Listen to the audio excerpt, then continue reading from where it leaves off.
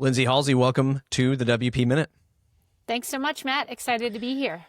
Second time guest, though, when I interviewed you the first time, it was on Matt Report. So I'm excited to always chat SEO with you. Pathfinder SEO, you sent me an email, say, hey, there's this thing called AI. There's this thing called SEO. The world is wondering, does any of this stuff even matter anymore? Websites, SEO. I'm sitting over here doing things like, asking ChatGPT, is the best WordPress podcast the WP Minute and why? Trying to train it and see if it can up my chances at, I think what's known as geo these days. I don't know. But for folks who don't know who you are and what you do these days in SEO?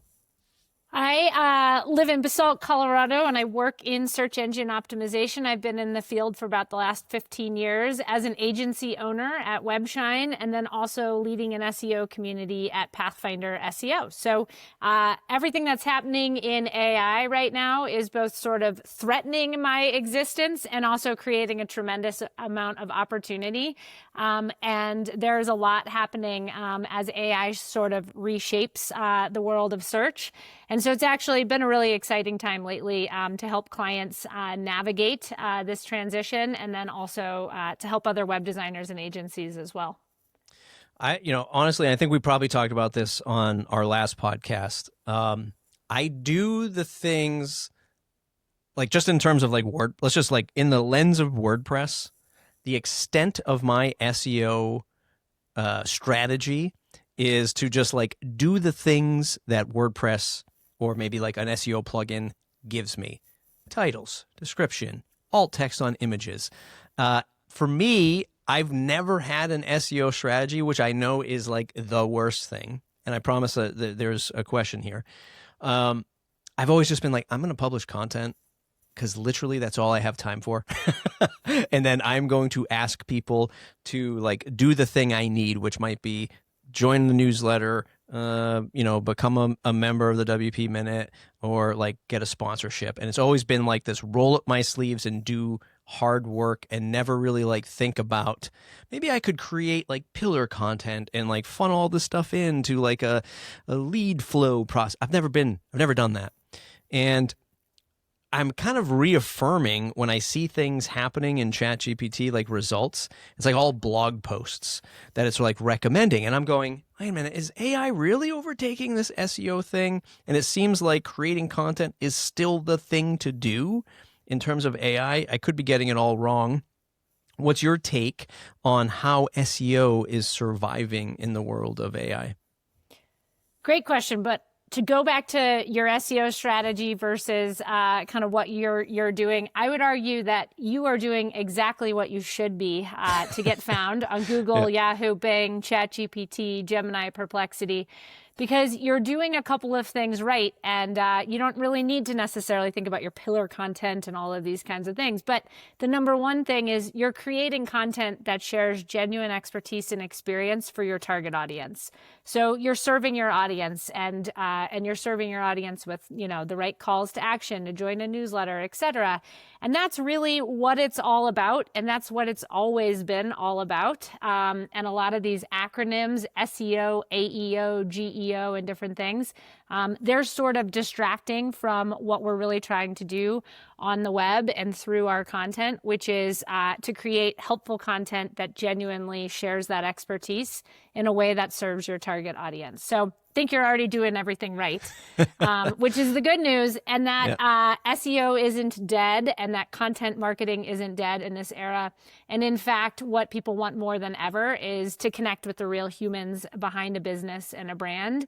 And that the learning language models and getting found on ChatGPT, or the search engine algorithms and getting found on Google, they're all still rewarding content as the backbone, surrounded by, this concept of expertise and authority and trust. So we also need to kind of get out there, not just create content, but get out there and do so in a way that echoes kind of the who behind the content and why we should trust it. And that's probably bigger than ever right now, because I know some people are reluctant to trust the AI, and we still want to connect with that brand or that human. Yeah. I still off and on do the Matt Report podcast as just like an outlet of like, I have a thought and I want to publish it because I think it might be helpful to other people. And I mean, I know you have been saying it for years, or a lot of people have been saying it for years, like connecting with humans. But now, it was a couple episodes ago, I'll try to link it up in the show notes of this episode. But I'm just like, now in the face of AI, when people are just getting like summarized news content or like whatever, like, you know, I do these daily, I do these things just to experiment like what these AI platforms are doing with like Grok and ChatGPT, where you can set up the tasks for it to like do automatically every day. So I'm like, if AI is going to replace like what I do with the WP Minute, which is, hey, helpful news for WordPress professionals, like what's it going to be like if somebody just goes into ChatGPT or Grok and say, give me this on a daily update, give me this on a weekly update. I don't need to hear from Matt anymore because this thing will just tell me in a quick alert. And I've been trying to test that, and it is terrible. Like, Totally agree. It has been giving me updates about WordPress news, and it's the same thing every day. Automatic layoffs, automatic versus WP engine, and look at this security vulnerability in XYZ plugin. And going back to the human side, I'm like, no, like I think I have a fighting chance here to like give people like a human synopsis of what's happening with WordPress. I think it's kind of safe for a little bit. I don't know if you see it trending in a different direction. I agree.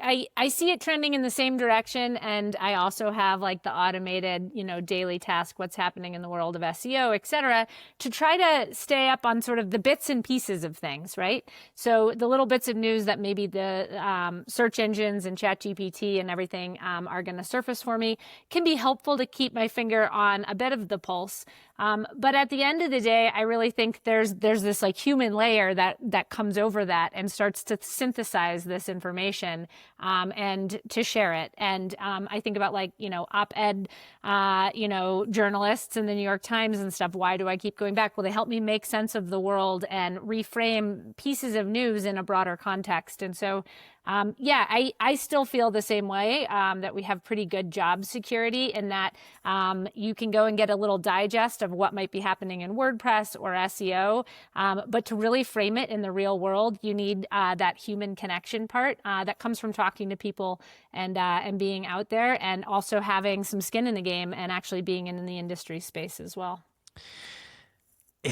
Here's where I feel like, and this is a bit of a self-serving question, but some of the things I've been trying to evaluate on, let's say, ChatGPT or any kind of AI result from Claude, Grok, ChatGPT, whatever,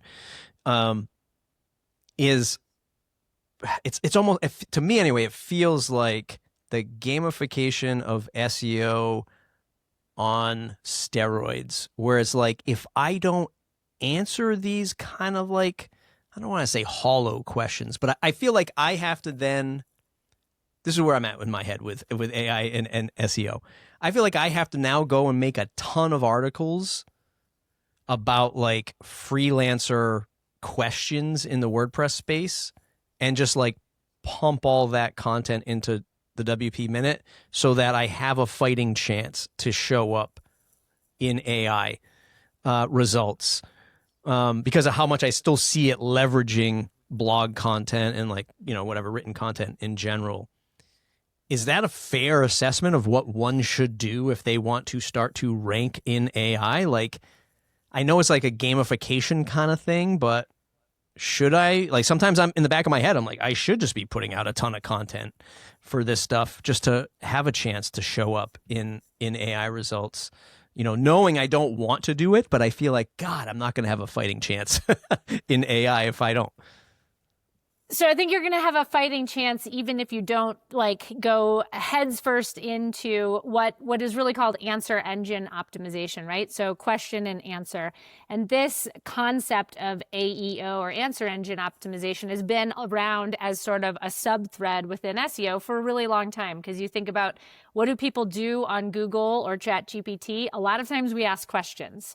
And those questions are becoming even more nuanced today when I expect the tool or the engine to be able to give me an output that is really specific to who I am and the situation that I'm in. And so when we think about this kind of era of answer engine optimization, I would argue it's kind of the same as if you had done this back when People Also Ask popped up on Google. Is that the only way to get found in that era? No, that's not the only way to get found in that era and to be part of the conversation.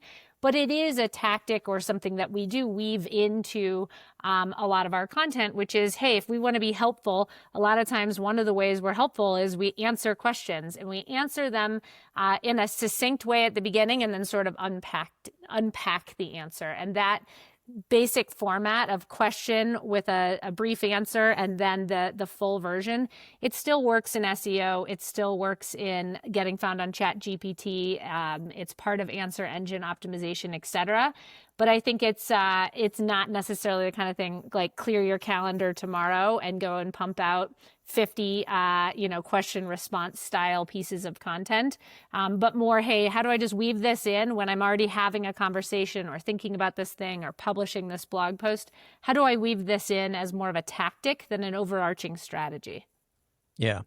I guess when I was asking that question, I forgot the feeling part of it, and the feeling, like the reason why, and I know I'm not alone, maybe your clients ask you the same question too, but like the feeling I have is, well, look, if these chatbots are just going to give people a 3-paragraph or bulleted response of an answer, and they're never going to have a chance to go and actually like see my site or like see the other content that I do, it's almost like I feel like, well, it's almost training me as a content creator to be like, screw it. Like, they just want me to answer a question. I'll just answer a question. Just like when I'm not a big like TikTok person, or I'm not a person who creates content that disappears. Like, I don't like the shorts. I don't like content that disappears. I like content that lasts. But it's like kind of forcing me to feel like, screw it. I'll just answer the question for you. Like, if that's what you want. And that's sort of like where I was going with that. Yeah. And I think in that moment, in that answer, you just see the bullet points or the very structured response or the snippet. But why does ChatGPT or the learning language model, why does Google even look to you at all for that short version, et cetera? It's not because you asked a question and answered it in a really like formulaic, simple way and then moved on to the next question. It's because there's this like whole cloud of expertise that surrounds you and your brand. And so really the world of SEO, the world of answer engine optimization or generative engine optimization, it's all converging. But again, at the end of the day, I always have a couple of gut checks of like, am I playing towards the game or am I playing towards the audience? And we just constantly want to be pushing ourselves to playing towards the audience, because your audience, generally speaking, doesn't change. It might evolve or grow, et cetera. But your audience is kind of the static piece of all of this. And we know that everything we do, when it kind of makes real world marketing sense and you get that gut check of like, yeah, this is where I should spend my time. This makes sense. Or this actually impacts SEO and email marketing and social media, and I'm on YouTube. It's omni or multi-channel, however you want to think about it. That's the type of work that's really having an impact today, and I'll feel good about in the future. Whereas when we play into like the game and say, okay, divert resources here and go towards this sort of short-term tactic, that's the kind of stuff that we probably won't be talking about the next time we're chatting on in a podcast a year or two from now. Attribution has always been a pain in the neck, right? Like, for those just listening, Lindsay just had like a breakneck reaction, like, oh my God, attribution. And I remember, again, like careers at Pagely and a podcast hosting company after that, like we're in the marketing teams, like we're always looking for attribution. Luckily, we don't talk about that as much with Gravity Forms because the brand is pretty strong with Gravity Forms. And that kind of leads me into like attribution for these LLM responses must be, I guess, near impossible for most. So do you, like, if your client ever asks, like, well, how many am I ranking in ChatGPT? Like, are they coming from ChatGPT? Do you start shifting that conversation now to like brand sentiment and brand awareness more? Or is there like a particular term you lead with to say, no, it's the umbrella of everything now? Great question. And I could chat about attribution probably for far too long. But again, I want to put it in a frame of like over the course of time. And that is, I kind of think about basically when we all started getting invested in digital marketing, one of the big wins was this concept of attribution, right? And we treated things along the lines of like, okay, your Google Ads campaign, you spent X and you got Y. Your SEO campaign, you spent X and you got, Z. And we went through all of our channels, and just having the data was like magical, right? Because this is coming out of, an era of businesses investing more in print and TV and commercials and different things, right? So it felt like, oh my gosh, as marketers, this is the golden era. We have attribution. And I remember at the time I was going to like Google Analytics conferences at Google, and there was just like so much resource being put into getting your tracking set up so that you could just measure that experience perfectly and make business decisions based on it. And then we were like, wait a second, that's not really how the real world works, right? There's multi-touch point. So most businesses don't just engage with the visitor once to get the conversion, but they actually might have 10 touch points over like 7 different channels, something like that on average, right? Where you have to be in a lot of different places and in a lot of different times and really treat it more of as a marketing acquisition funnel. And so we started trying to play around with different models to actually kind of, bring that picture together, and things got better. And then we moved into this like cookie consent world where now we can't even track everybody if we wanted to. And so things got even muddier. And along the way, now we've layered in AI, and we're saying, okay, this is getting even trickier because from an SEO standpoint, it used to be increased rankings led to increased traffic, led to increased sales. Simple story, right? Well, now it's not nearly as simple, even if we could track all of that perfectly, because we know that people are interacting with our business and our brands in ways that never bring them to the website. And if we are short-sighted and we say it only counts if they come to the website, we may be actually like missing what's really happening there, and what's leading to a sale might be really hard to measure. And so you're going to see, and we already are, more emphasis on things like AI visibility, AI mentions, etc.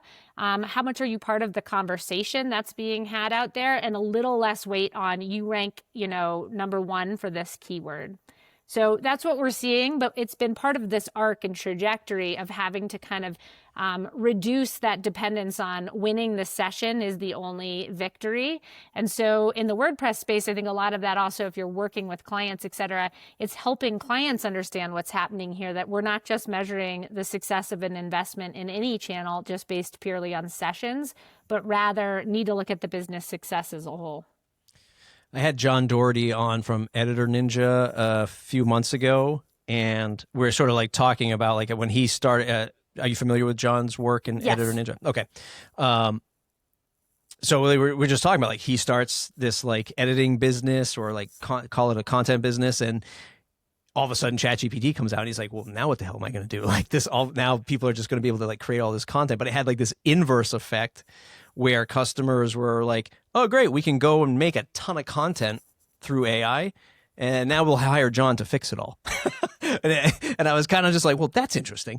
How has AI affected your space, where I think maybe now a lot of people can go, well, I'll just ask ChatGPT I'll just send my sitemap.xml through ChatGPT and have it do keyword, metadata descriptions and titles and all this stuff. Like, how has AI impacted you positively or negatively through this sort of like roller coaster ride we've had for the last couple of years? Great question. And the answer is it's sort of a mixed bag where, on the agency side, we've had a couple of clients pull back their budgets because they're like, hey, I'm going to go have AI write my blog posts so we don't need your copywriting. Or, they're just like, hey, we're going to try to, I can put in AI, create an SEO strategy, outline it into bullet points, what I should do, et cetera. And so there's a percentage of businesses that have made that decision, and we've witnessed. I'd put it in the like 5% range. So pretty small of people really pulling back and basically replacing us with a role, like treating AI as a role. And so replacing our role. More often, we're in more of John's, world where clients are leaning in and trying to use it as a tool. And they're using it as a tool, but they're realizing there's still a role to be had. And so where it's used as a tool, it's like an accelerator to create that first draft of content, but then actually might create more work for the editing side. So we see that human role still playing a lot. So for us, it's a lot of coaching and education with clients. What are we seeing in AI? How are we using it? What's the opportunity space look like? How do we think they should, get as much value and accelerator out of AI as they can without, losing that value and that human touch? So it's a little bit of a kind of a mixed boat, but right now we're seeing the swing pretty quickly this year come back into more demand for services and people saying, okay, SEO isn't dead. And what I did before probably needs to be refined or improved upon. And now I want to get found on Google and ChatGPT and Gemini and Perplexity.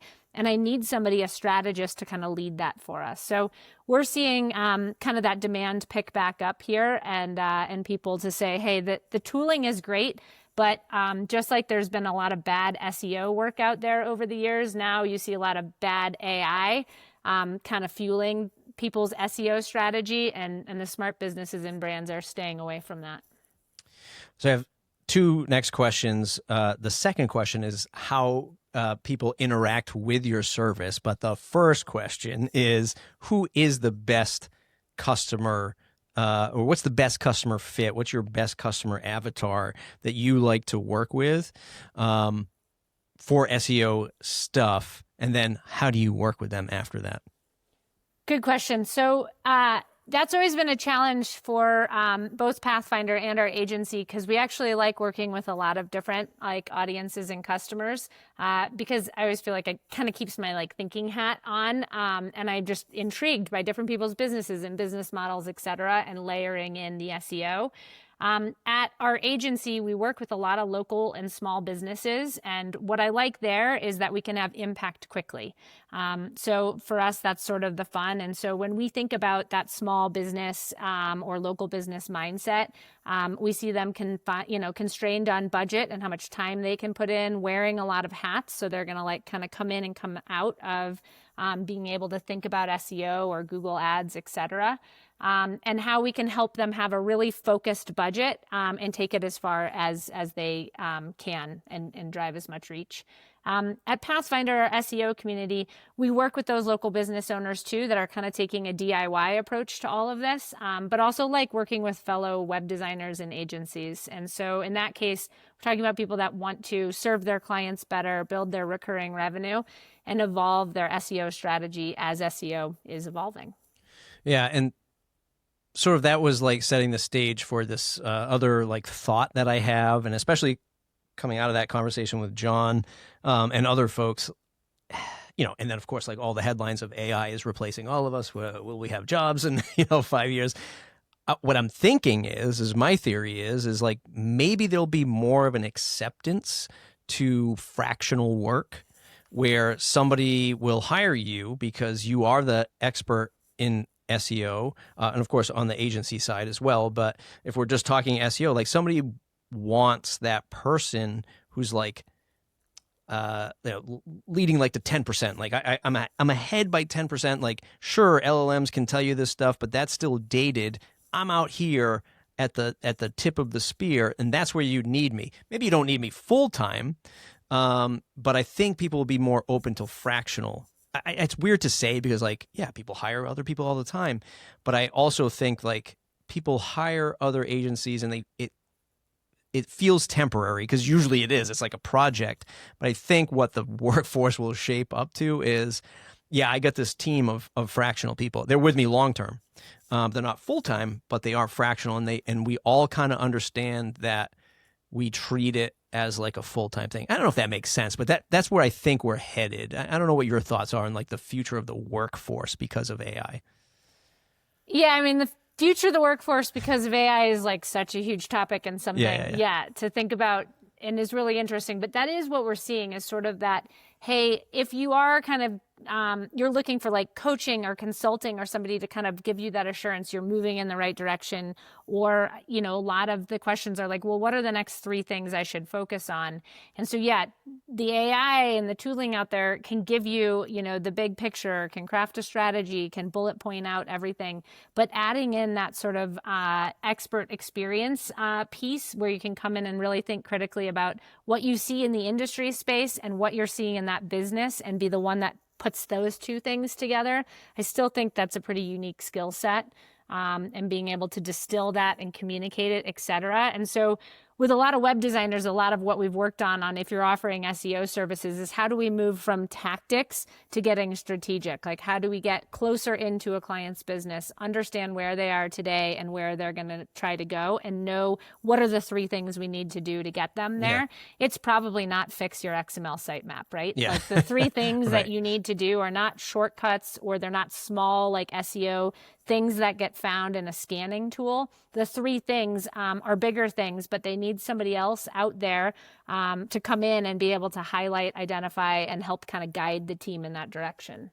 Yeah.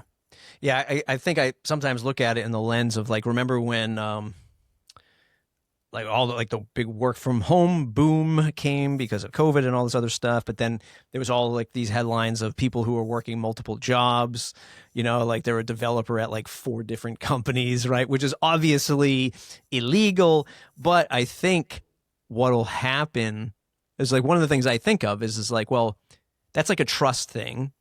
And when you hire, let's say if you're just hiring someone to build a website and the person comes in to build a website, and they ask you like, what's the revenue? What's the health of the company? You're like, what are you asking me this for? Like, I just need you to build me the website. I think a future is it's fractional work, but you as the fractional worker are going to feel more embedded in that organization. And that organization will trust you to like pay you more, but also realize you've got 4 or 5 other big clients that otherwise you'd have a full-time job doing, right? So I don't know. It's just like this crazy thought that's always kind of going on in my head, especially for the work that we do anyway. I don't know about anybody else, but. Yeah, and in our space, like pretty much all of our, business success has landed on creating relationships and getting closer to clients and being able to become part of a business's organization. And so we were having that conversation this morning, within our team of like, what conferences are we going to go to this fall, et cetera. And one of the takeaways was like, we want to go and be where our customers are. So like actually going with a team, a marketing team that's in-house, and we come in as that fractional kind of role. Why don't we go and, attend this travel symposium conference and hear what they're hearing and get out in that space as a way of leaning in to understanding our clients' businesses, their challenges, their industry trends. Because at the end of the day, anything that we're suggesting that's going to help them in this very big space of getting found online is going to need to be framed within that broader context of what's happening in their industry and in their business. So obviously those are big budget clients that you can do that kind of thing with. Local businesses, you can't necessarily do that, but you can still get in there and ask better questions, right? More about the business and a little less about like, do you like a blue logo or a purple logo, et cetera. Give me chills thinking about agency days. Websites. Will they stand the test of time? Will they be important as LLMs and whatever AI throws at us next? Will that still be important in the future iterations of technology? I still think the answer is yes to that. Obviously, that could change in time, but still investing in website as sort of the hub of your brand's identity online, where you share that content and then get it out beyond kind of your website and your presence. I still think that is key to the overarching kind of way that the learning language models get trained and Google gets trained. So without the website, like what trains up, these tools? And right now, what we're seeing, if you think about your traffic as being in a funnel, the upper funnel is sort of what we've been talking about, like education-oriented content, question-oriented content, et cetera.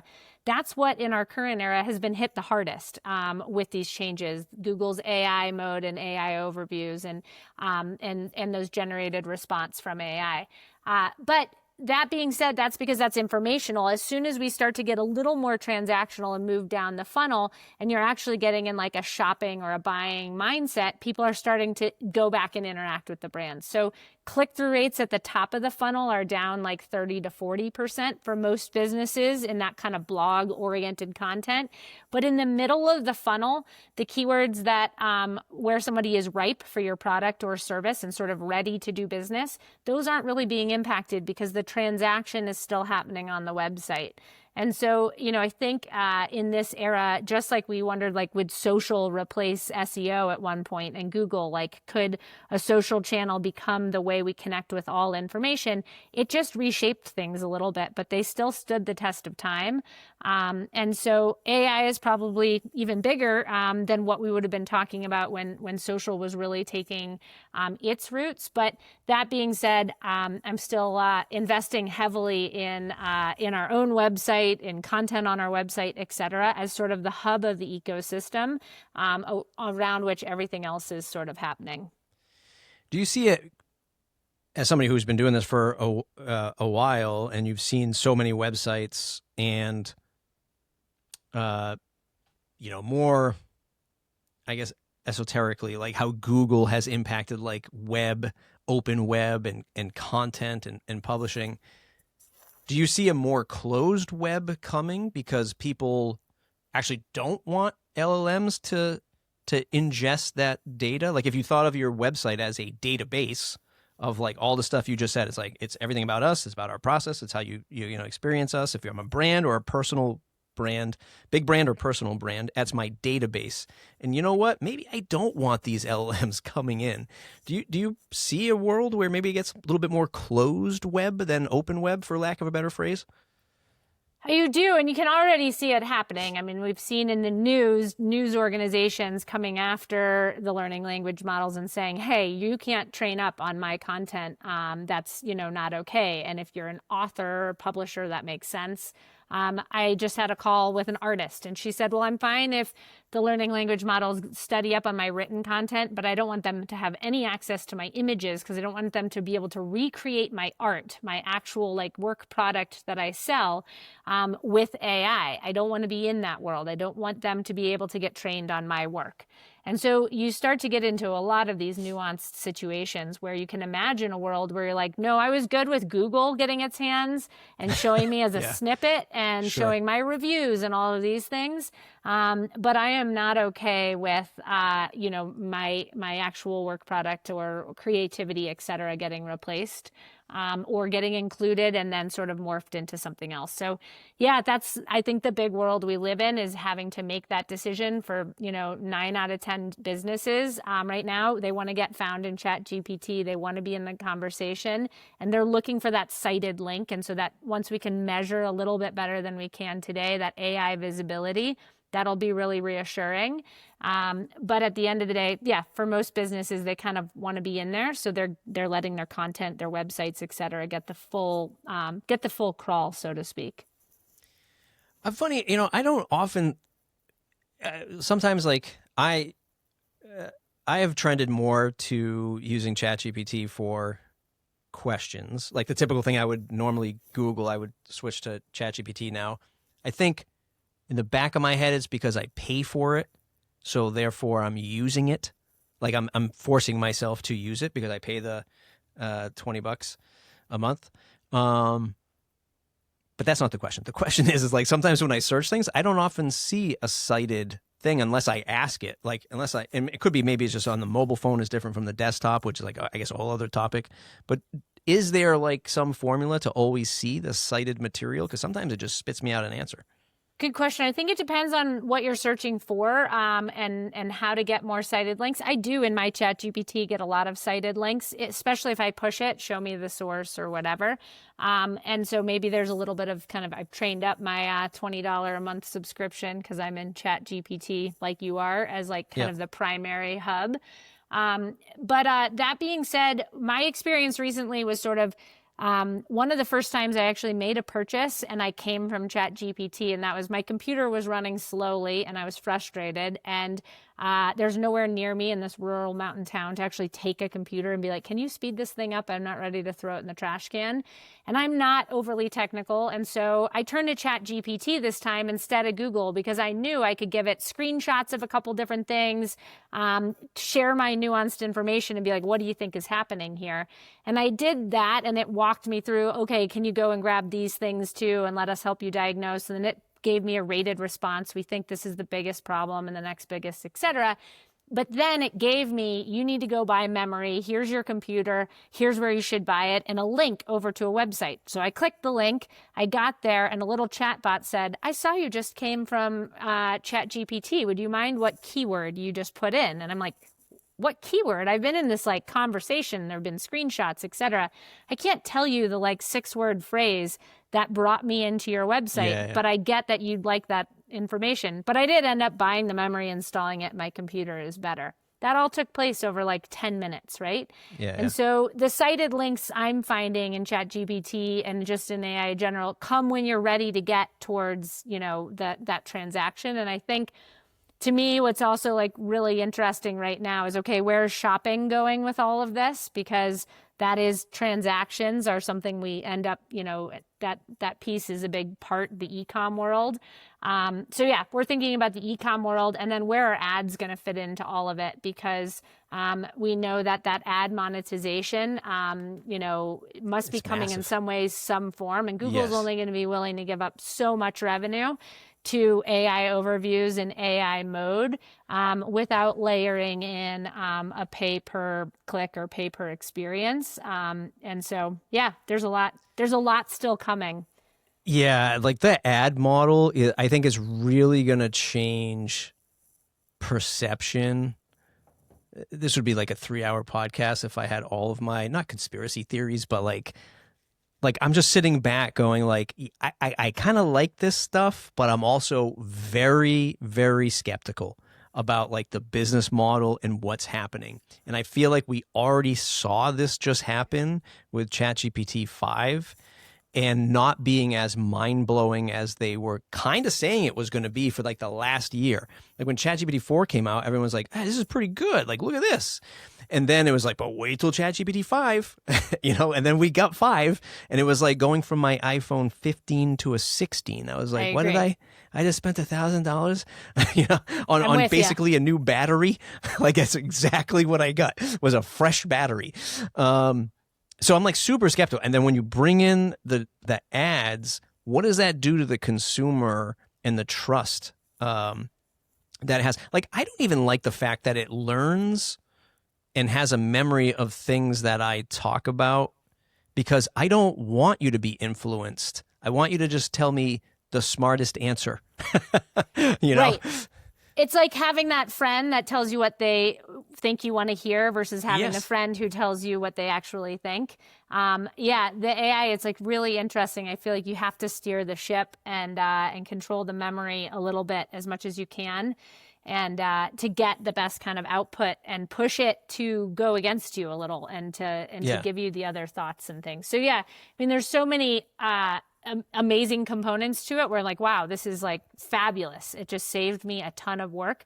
But again, I'm still treating it like that calculator back, when you were in high school, where it's not, who gets the best score on the test or, comes up with the outcome. It's not the tool, it's the human behind it. And I think we're still, even in this era where the AI feels enormously powerful, that human behind it. And so just, we keep kind of hitting hard on things like human-centered, AI-supported as kind of our like approach to SEO and things like that.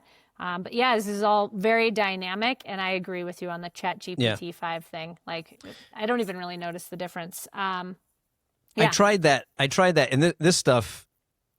Yeah, this is interesting for like even your business, and maybe you've already had an experience with it, but like ChatGPT, for example, is like, we'll call it an operating system unto itself, where there's like so many features and so many things that can be done where your clients might be like, how do I get placed in that? So, right, whatever, regular search on ChatGPT, research mode on ChatGPT, but I tried out the agent mode the other day. Yeah.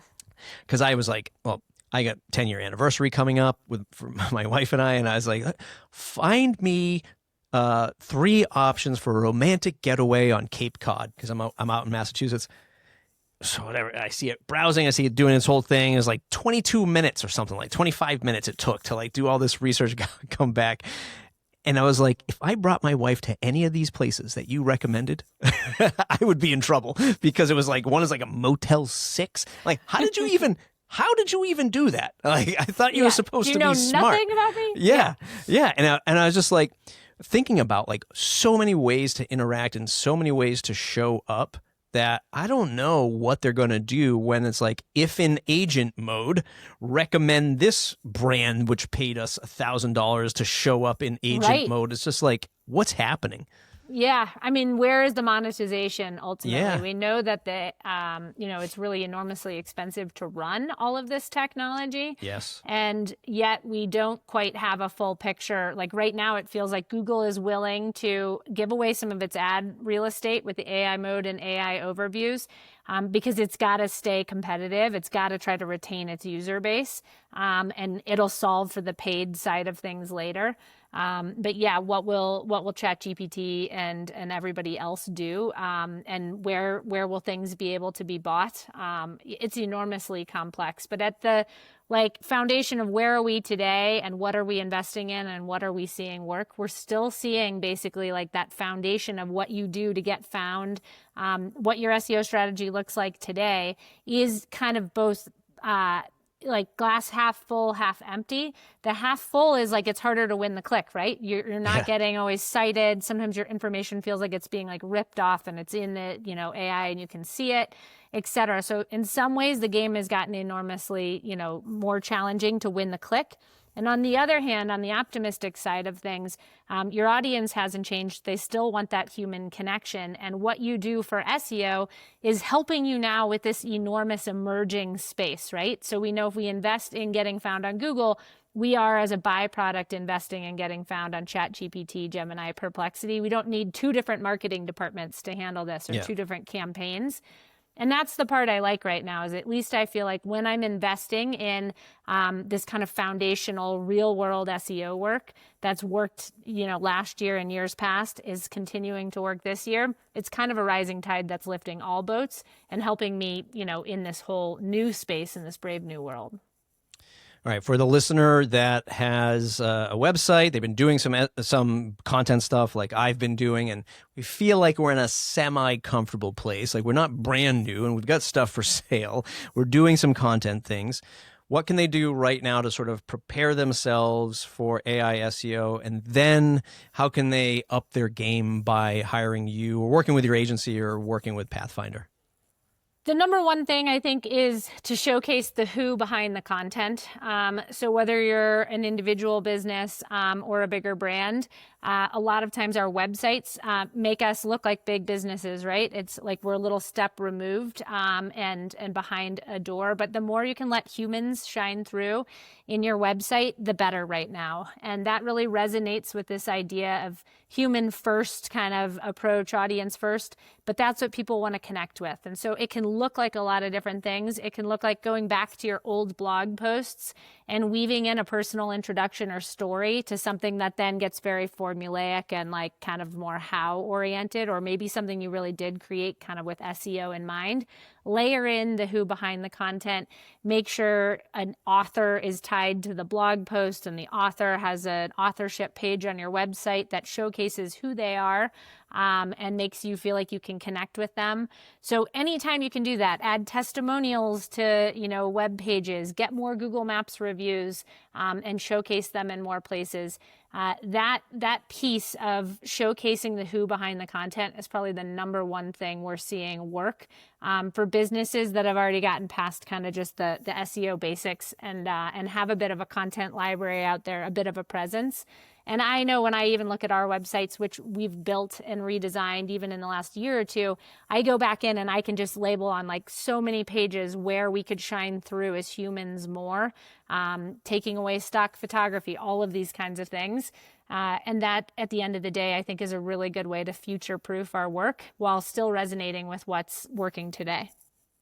Awesome stuff. And then they can take it to the next level by joining Pathfinder SEO, right? And that's a monthly sort of guided SEO experience.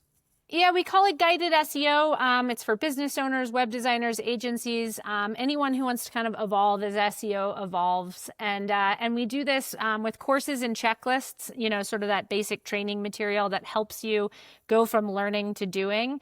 But also with open office hours, we can come and ask questions and learn from others and hear what other people are experiencing and seeing, et cetera.